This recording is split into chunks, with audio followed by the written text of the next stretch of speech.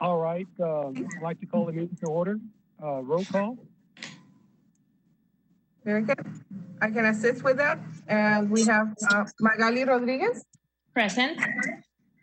Mr. Camina, Present. Marisa Ramirez, she asked to be excused.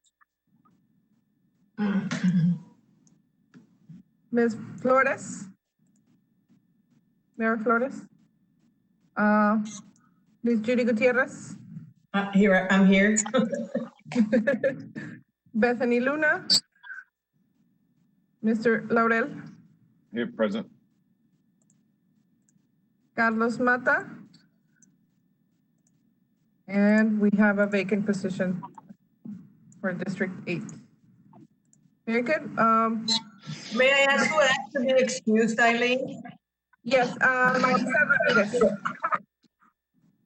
Okay, then I will move under the roll call motion to excuse members' absences. I will move to excuse Marisa Ramirez.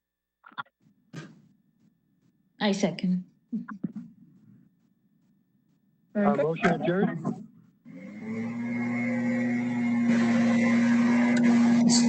What was the question? Okay, so did you motion to excuse members and we move to review minutes? So if we yeah, any questions on minutes? No, if there are no corrections, deletions, or additions, I would like to move that we approve the minutes as submitted. Okay, Second. very good.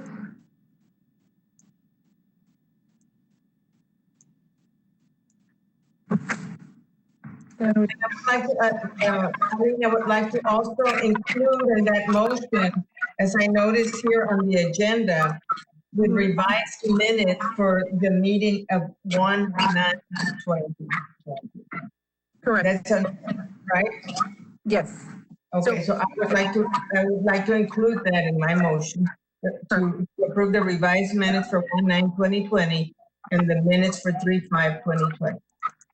Perfect, thank you.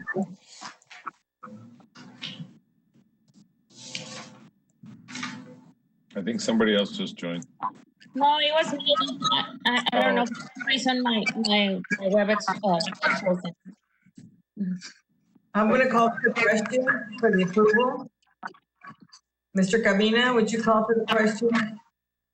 Yes, do I get for approval of the minutes? We have a motion and a second.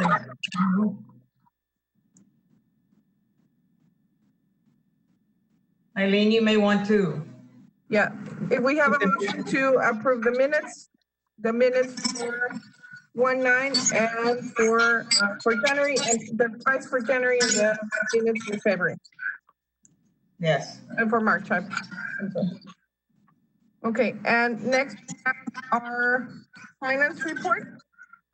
On page 8, we have our tax collections.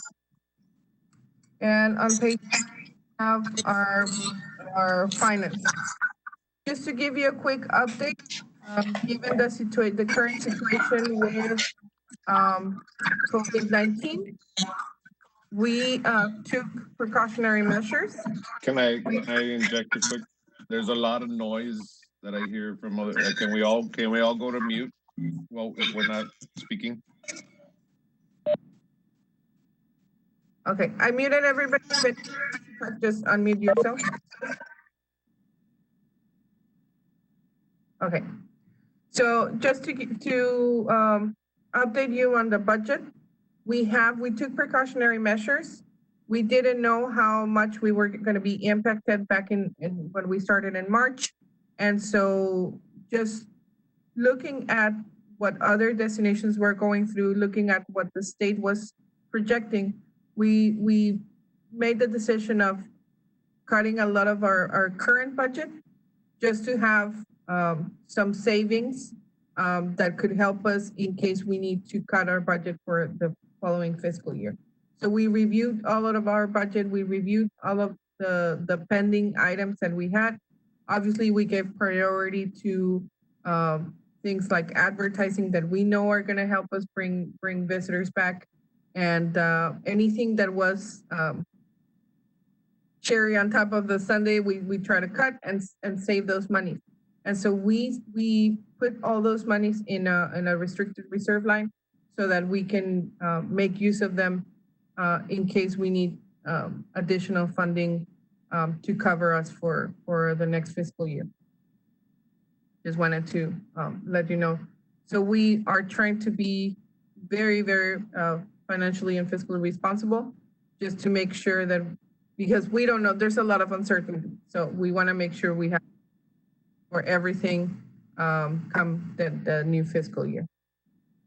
I don't know if there's any questions or if you would like to approve or move with the report. Can you unmute me? Yes. Yes. I would like to ask, what was the total amount of the cuts that you cut? You say you cut. What was the total amount? Is it About here? $600,000. Oh, okay. So we cut things, additional things that we had. The good thing is most of the furnishings for the building were done. We're working very hard to finalize and get everything done for this building so that it's exactly how we want it. Although there are some things that we can wait, and so we decided to cut from there. There were some little projects here and there. Obviously, the fact that we had to postpone Sister Cities helped us a little bit in those monies. And so we've had different things projects that we decided could be postponed, at least until we know. And the whole situation also naturally provided some of the cuts. And so, or the savings. So we didn't have our press conference in Monterrey this year. We didn't have a fam trip that we were planning for the summer. We didn't have, for the looks of it, we don't know, we're gonna have one in the fall, but those are still monies from next year. But there were some things that we could not do because of the situation that provided a savings for us naturally. And additional to that, we went in and we reviewed every single line just to make sure we are putting some money away just in case. But none of our basic operations have been affected. Our advertising is still key for us. Different activities, we're still working on our branding. That is key, has been affected. It's just we went with a very fine comb and just looked at every single penny that we could save. And I would also like to ask if anybody can see an uptick in hotels, having more heads in beds. Let me put it that way. Is there, now that they've opened basically the businesses, does anybody? I know there's that is a hotel. Magali can tell us maybe that what she's seeing, some encouraging signs. Has she, or can she hear me? I can hear. Yes. The only encouraging side is not a lot of government in town, but then at the same time it's discouraging because they're tax exempt. So when it comes to the collection of taxes, I don't see that makes a big impact. Am I correct, Aileen? Yeah. Yes, one of the things that we did see overall in the market is there was because in April we had about 45% occupancy. Right now for May, we saw around 9 to 50% occupancy overall in the market. So there is a slight uptick, but as Magali says, it could be government.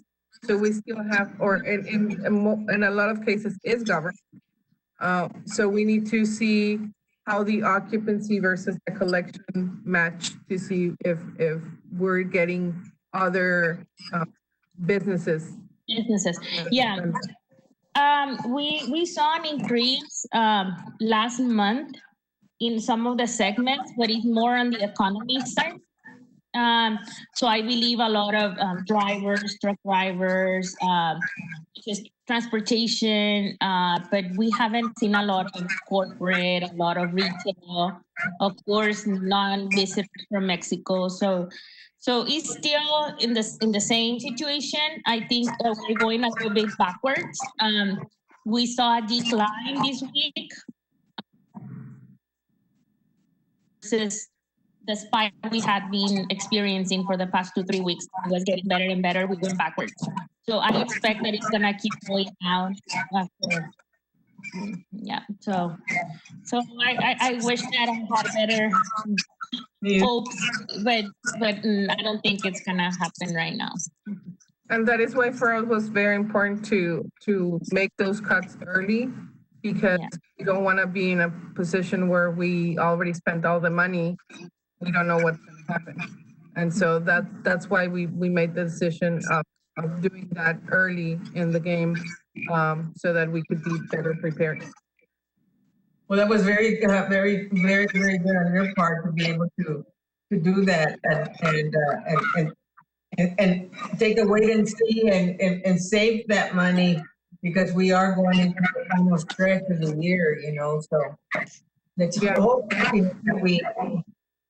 that all those things, that the occupancy increases.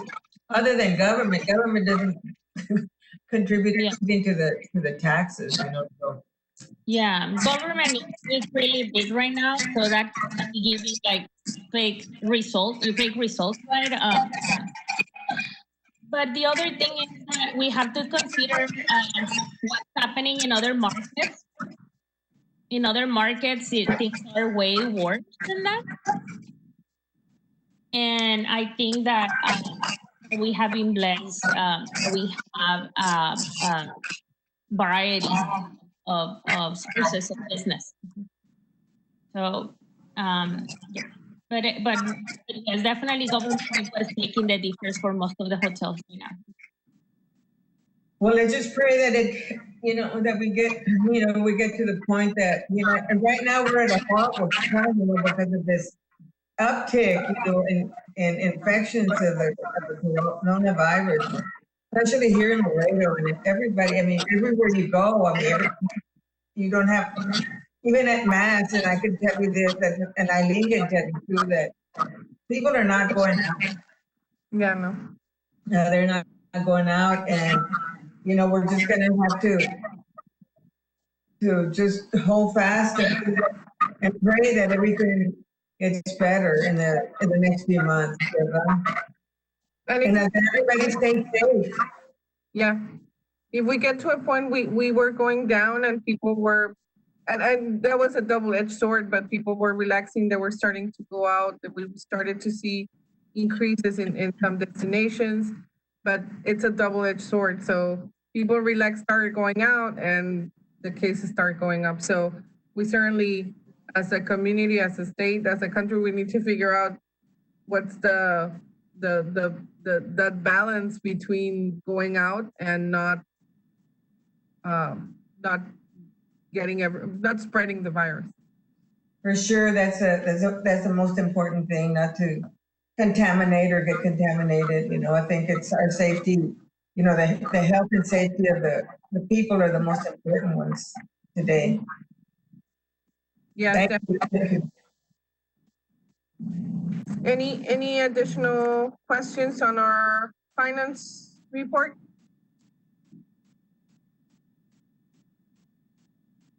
Okay. No, not for me. I'll move to my report that's on page 9. I sent you this report, so before we knew we were able to come back to meetings, I wanted to keep y'all updated on what we were doing at CVB at the beginning, and I'm going to do a very quick recap of everything that we've been doing in the last 4 months. During very early in the situation, during March, we went to Washington. We had a very successful trip over there. We had, against any thought that we had that maybe people were not going to go to the reception, people went to the reception. We had a really good attendance, normal attendance to the Laredo Day. All the meetings were very successful. We had a great opportunity to meet with Congress members and with agencies. And so after that, we came back and this situation evolved. And some of us were pulled to assist PIO, basically myself and the part of the marketing team, Selena and Ana Reina. So for the first month and a half, we were absorbed by PIO in terms of activities, assisting due to our expertise in communications and marketing and social media. And so we were able to almost full time with them. In the meantime, I'm very fortunate that the team here at CVB is very strong and they were able to keep everything up, including marketing stuff. And so we, obviously a lot of the destination promotion stopped. We stopped and we were in accordance to every other destination in Texas. We are still in communication with our association, with Texas, the TACVB, Texas Association of CVBs, and Texas Alliance, just to make sure that how the market is moving and how everybody is going about. So all that helped and to keep things moving along here at CVB. Some of us were assisting PIO. After about a month and a half, things started shifting again, so I was able to come back. And as we've gradually brought back staff physically to our building, we're fortunate that this building, we always comment, it seems like this building was designed for time because we have enough space for everybody. We have a nice large space where everybody can have physical distance from everybody, a division, a partition, enough space for us.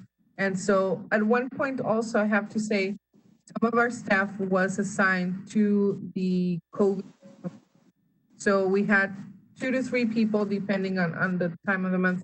We had up to 3 people from CBB assisting with the COVID hotline.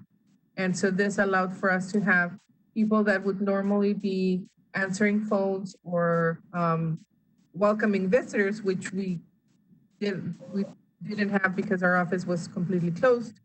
They had a task and they were assisting on the COVID hotline. And so that was basically what we were doing. And in every webinar, every meeting that we've been able to join regarding the industry, not only here, but also in Mexico, just to keep our ear and our finger on the pulse of what's going on over there too. And planning a destination recovery plan. So we working almost every day in communications with both our agencies in what's the best way of doing the recovery. We just launched this past week, our phase. It's tricky to say phase 2 in Mexico because there's really, it's very different timelines, but we launched a campaign saying, patients, we'll see you soon. Traffic lights is really nice. And just because people are constantly, and we've kept our communications with them, but people are constantly asking us, when can we go back? We want to go shopping. When can we go? And so on social media, we're constantly answering those questions. So we want to make sure that we're in communications. We're together. Be patient. We'll see each other soon. And so we've kept that message with them. In the case of our U.S. Campaign, it's basically launching. So the good news is July 15th, we're going to have a soft launch And the whole process kind of took a different turn because of the situation. So we weren't able to do it the way we wanted, but July 15th, we're gonna have our soft launch, which is gonna be with you all, our management and council. So we're gonna provide each one of you a packet with our whole new campaign, our whole new brand, our new look, everything, so that you have a first look at that. And August 5th, we're gonna have our hard launch, which is, we're gonna send it to the world and show it to everybody. So we're gonna, that's how it's looking for the upcoming. And so that's a very broad recap of what we've been doing. Also, we started our podcast, the Hola Laredo podcast, with the assistance of our agency in the US with Relic.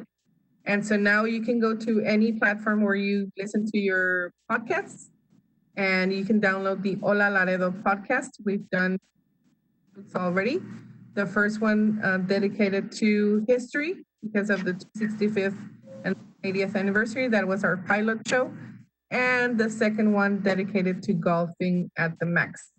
And so we're gonna have one every month. And it's another way that we can get the word out about Laredo. I'm gonna leave some of the other stuff for the other reports, especially the part for Sister Cities for Vero. But just to add to what I said about staff, moving forward, because we see that the recovery is going to be a little bit slower, and we're probably not going to get the amount of, especially events. Events is one of the things that we have people dedicated to do services, people dedicated to operate the logistics of events. We don't think that that's going to come back as strong and as fast as we would like to, at least not from here to December. And so what we're working on is kind of having staff continue assisting health department and other departments with contact tracing and call center, so that we can make sure that those staff members are not idle, but they have a task. And what better task right now than assisting with contact tracing and call center. I don't know if you saw in the picture, but we have a sign outside. It looks super cute. Oh my goodness. So if you drive by our office, we have signs already outside. We have our retail area. I hope that next meeting we can do or we can record a video and send it to you. But we have our retail area already has the racks, and I'll let Beto talk a little bit. But we have several things going on because we want our office. We're taking this time to get our office in the shape that we want, so that we can, do a ribbon cutting, probably a virtual ribbon cutting, but we want to also to share it with everybody. And I'm going to jump really quick to Joel's report. Before that, we are also monitoring everything that goes on in Mexico. I'm part of Mayor included me in the meetings, the binational meetings with Nuevo Laredo and the state of Tamaulipas. So I've been in those meetings, just listening of what's going on in Tamaulipas, listening to what's going on in Nuevo Laredo, as well as I've been part of some meetings with other tourism entities in Mexico, including Tamaulipas and other places in Mexico. So we're trying to keep our ear very, very open and monitor what's going on, because we know that that's going to play a big, big factor in people coming back to the destination and the federal government opening the bridges. I'm going to go really quick to Joel's report. And one of the key things that Joel is doing, he's working with Tony Ñañez from Staba. The Boxing Association, we've been working with them for several years, I think more than 5 years. We hosted the regional boxing tournament.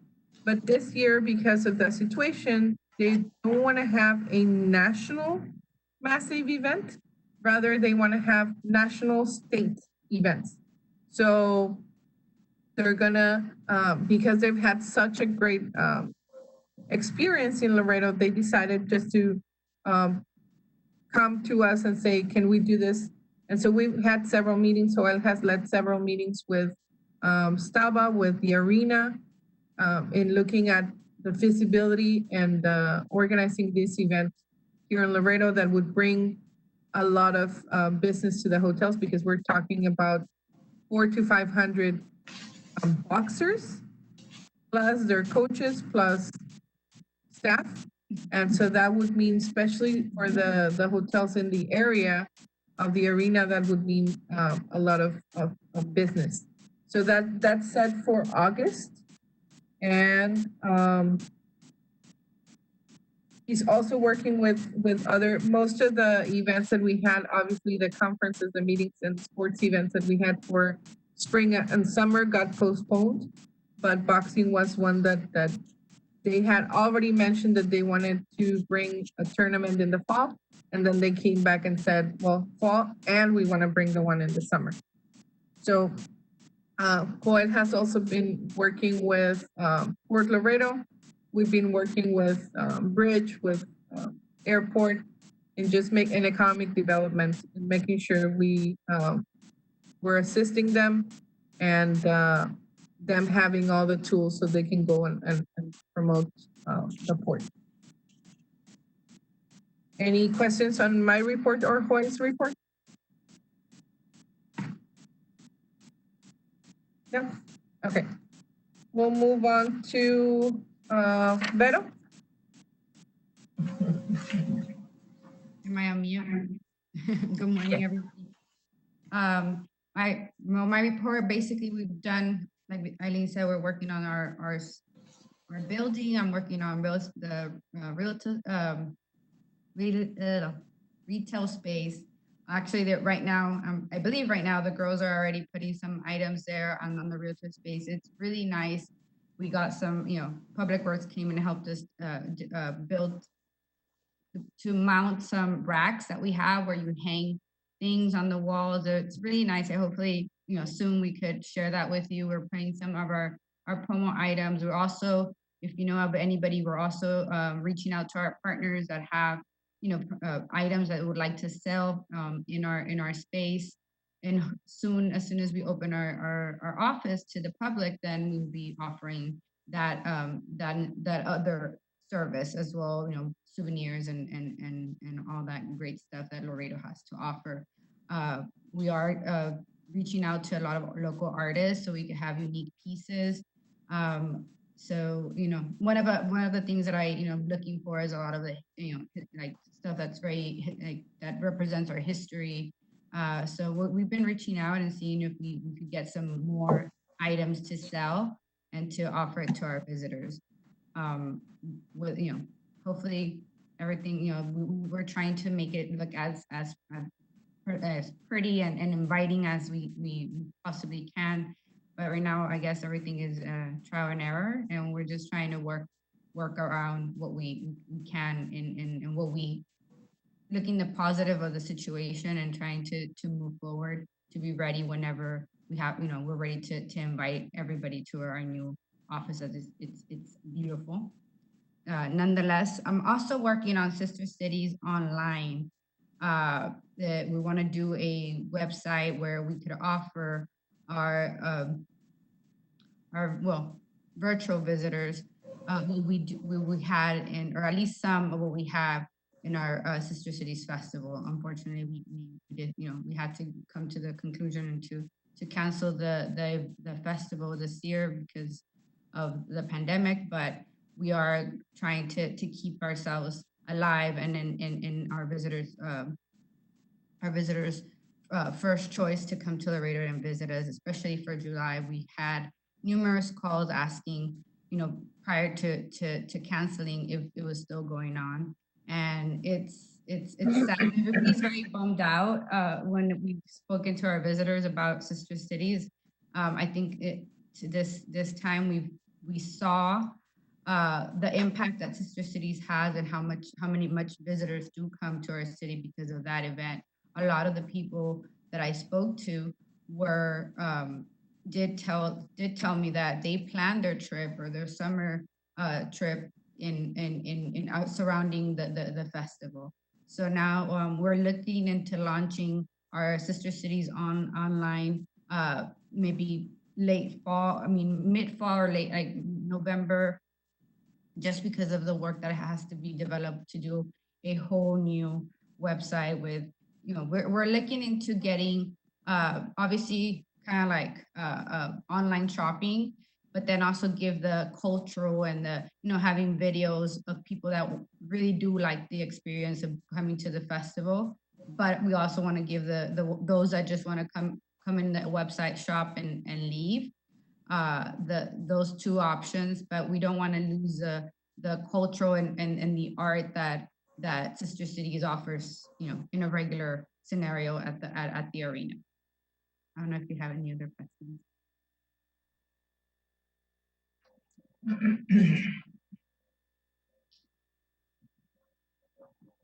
You're mute. You're on mute, Eileen.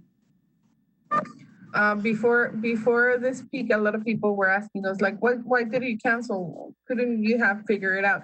And we certainly could have figured out how to get people into the arena in batches safely. But the thing is that our artisans, most of them come from Mexico and Central America.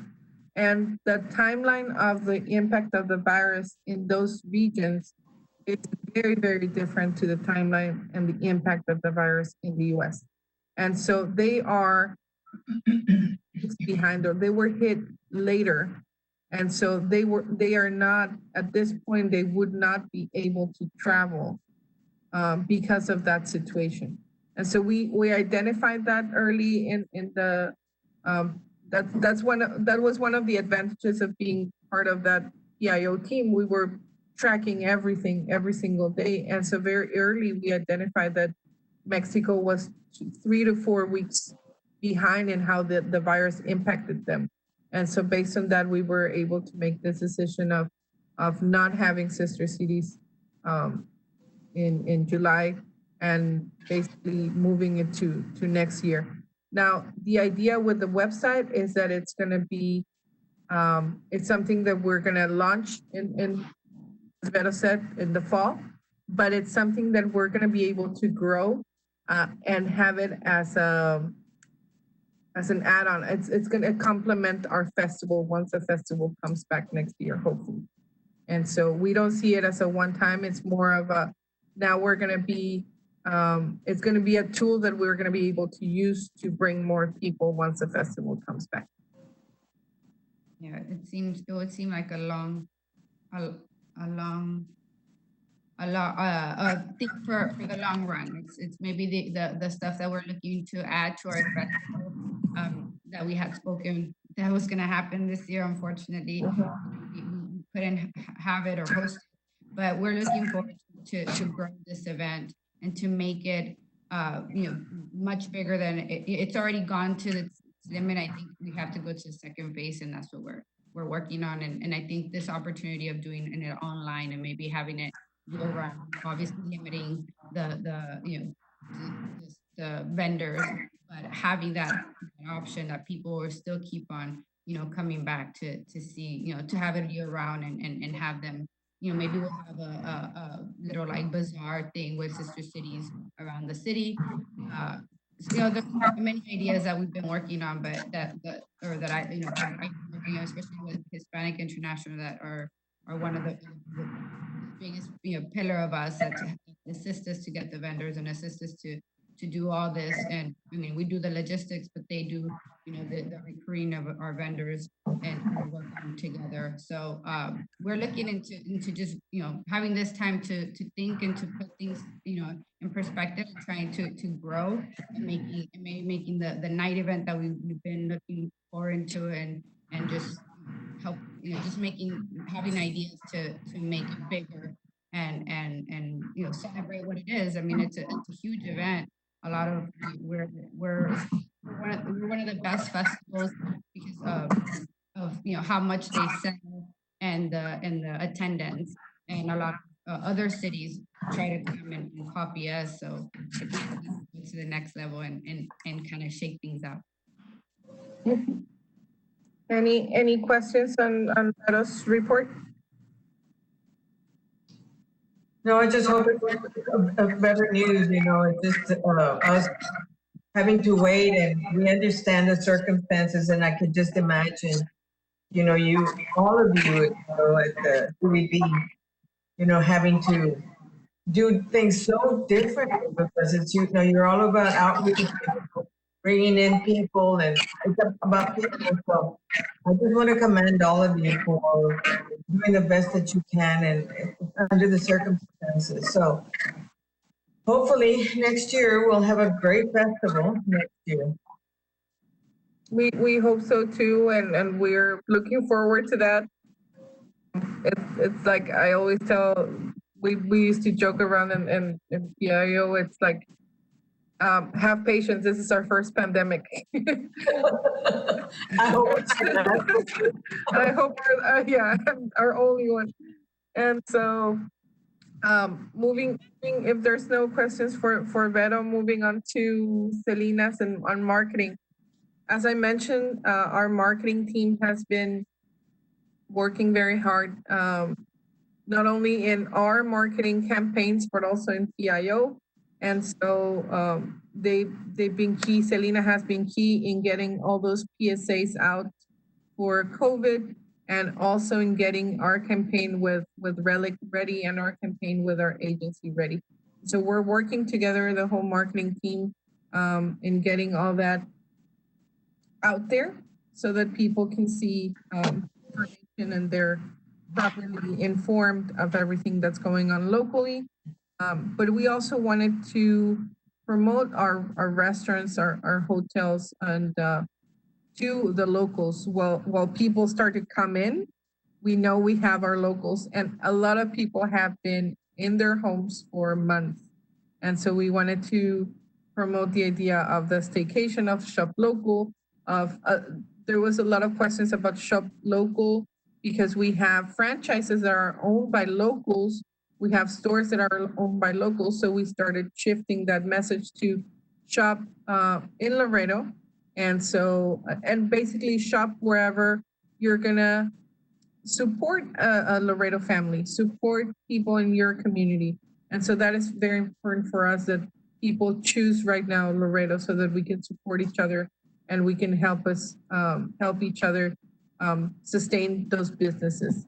And so, as I mentioned, we've been working with Relic on getting July 15th. It's going to be the soft launch.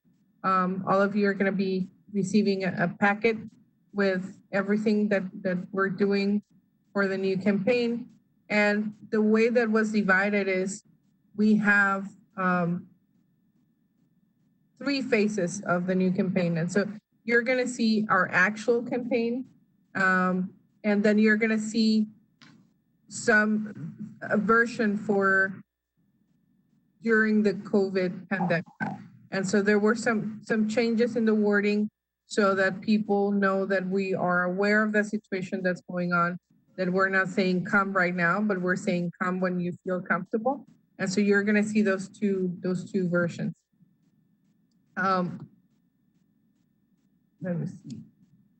And on the social media side, we've had a lot of people are communicating with us via social media, especially in our Mexican market. So we continue to have that conversation with them. We want to make sure that people know that we're listening, that we're here. And so that's been a great opportunity. Also, we've maintained that communication with our media in Mexico, with our media partners, just to answer every question. We want to make sure that the information gets to them firsthand and not through other channels. Regarding the destination, regarding the opening of the bridges, every time there's a deadline for the bridges to lift the restrictions, we have all the media calling us, and so we want to make sure that we keep that communication open. I don't know if you have any questions on Selena's or Ana Reina's report. No, I just want to, and I don't know if you've already know, but we have our museums open, Eileen. And, it's been something that we decided, and they've been open for about a month or 3 weeks, and we have not a huge amount of people going in, but people are going, so people want to get out. Mm-hmm. And they don't want to be with a lot of people. And so we decided to open the museums, and it's been good for for us at the Webb County Heritage Foundation, and also celebrating the birthday, and thank you for your assistance in doing that. But there's a little glimmer of hope there with our museum being open. And so anyway, I just wanted to mention that to you this morning. Yeah, that's a great opportunity. We want our attractions to, especially the attractions that can happen in a safe setting. We want them back because that's gonna be key for us to bring back people. And right now, what I see, it's a great opportunity for our locals. We've always worked to get our locals to go out in our community. And so silver lining, this is a great opportunity for our locals to go explore Laredo, because we shouldn't be going, not that we can't, but we shouldn't, especially now with the travel advisory. We shouldn't be going out of the community, especially to those hotspots. And so it's a great opportunity for us to get people interested in our destination and for them to become ambassadors of our destination, like we've always wanted. So that's a silver lining of this whole. It is. Yes. I wanted to put in that plug for the Webb County Heritage. Oh, it's great, yeah. And if you want, I really want for you all to listen to the podcast. If you have, and the first one was all about history. If you have any comments or any ideas of any topics that you want us to touch on, to comment about, let us know, because we have one every month. And so we want to have different things, different perspectives and topics every time. And Magali, I wanted to ask you if you can give us a quick update on the hotels. Joel and I had the opportunity to meet with you there, and they're gorgeous. You want to tell us a little bit more about your new properties? Yes, of course. Yes. Yes. Well, we opened on May 1st. First is a dual brand property, both Hilton properties, True and Home 2. Home 2, it's all suites hotel.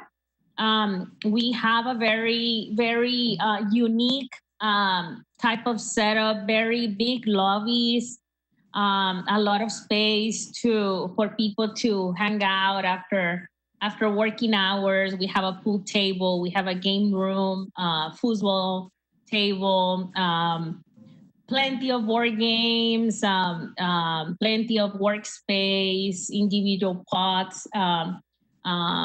It's very modern, very spacious. We have two different setups for breakfast. Right now, it's kind of sad because we have to keep it we're just using one because of the situation. We're serving mostly to-go breakfast. Also, our pool area, it's really, really nice. You get that feeling that you're on vacation. We have grills. It's a very nice place. I would love for everybody to come by and see it. We're very proud. We're very happy. We're doing pretty good. We've seen a lot of good response from locals as well.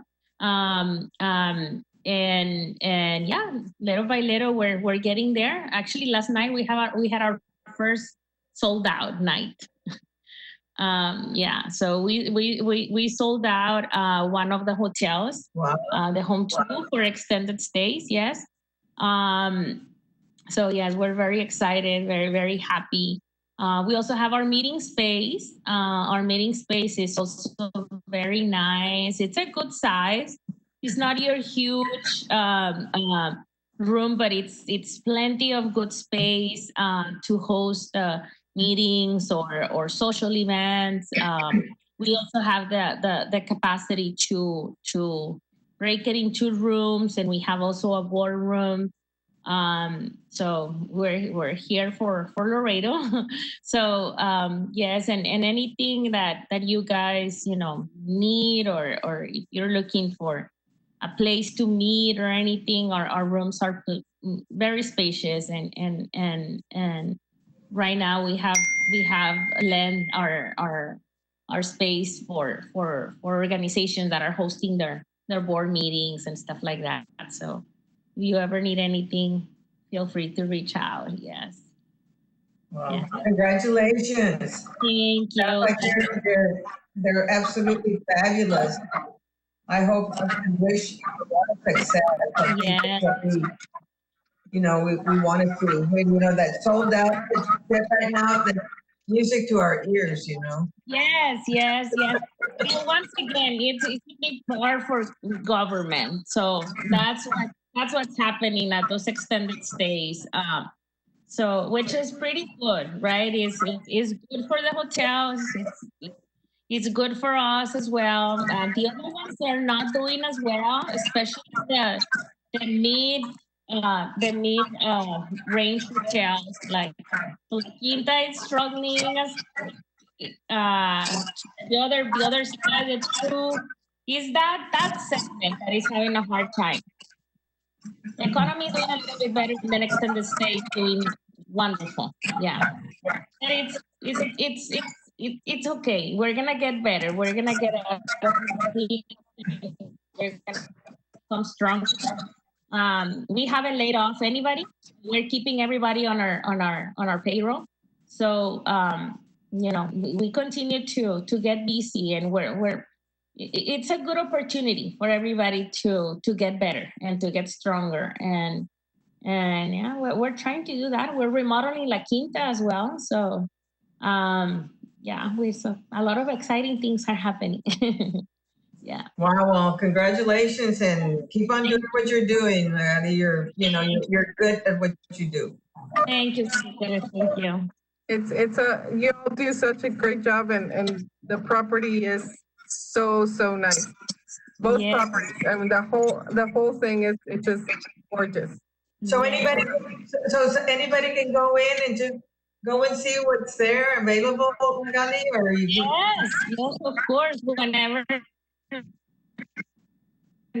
you want to come by, yes, it's very nice, and it's very spacious. So right now it's very good because again we want the social distancing and everything. So we have plenty of space in the lobbies, and we have several outdoor patios. We have 3 patios, so it's nice. It's very nice. We're very proud. We have a really gorgeous mural, right, Eileen? That represents Laredo. It's super really nice. Yes. Yeah, very nice. Represents Laredo very well. So we're very proud, and I hope that you can come by and see it. Felicidades, Magali. Yes, I know you all do a fantastic job. Looking forward to going by and maybe just to see, all of this beautiful place that you've been describing. Wow, it just seems like it's very attractive. Yes. Thank you. Yeah, we hope to see you guys soon. Very good. Thank you, Magali. I don't know if there's any other question. We have the Casa Laredo report. It's basically mostly pre-COVID. And they've been maintaining contact with our agents, well, the travel agents, via telephone during this time. And so they're keeping the operation somewhat still, doing sales over the phone and maintaining the operation. They just went back to the office last week. They've been working remotely so far, so. Very good. I don't know if there's any other question, any other comments? Very good. Mr. Camina, if there's no any other comment or question, I don't know if you can Adjourn. our meeting. Yes, is there any other question anybody has? So we can adjourn the meeting? I move that we adjourn the meeting, and thank you so very much, Eileen and staff, for hanging in there. And, they're not, we didn't expect to have a meeting, and this is very, very nice just to be able to hear from you all and give us a status of what's going on. Thank you so very much. No, Yes, thank you all for your support. We really appreciate it. Yeah. Yes, thank you very much for putting this together. Thank you. And everybody stay safe. Thank you guys. Have a good day. Thank you too. Bye. Eileen, All right, bye-bye. Yes. Thank you. I wanted to mention that I heard that Bethany is no longer with FSC. I don't know if you have heard anything. We Yes. heard the same thing. We heard Okay. the same thing. Okay. Well, just let us know. Okay, bye-bye. Thank Bye, you. everybody. Bye-bye. Bye. Bye-bye. Bye, have a good day.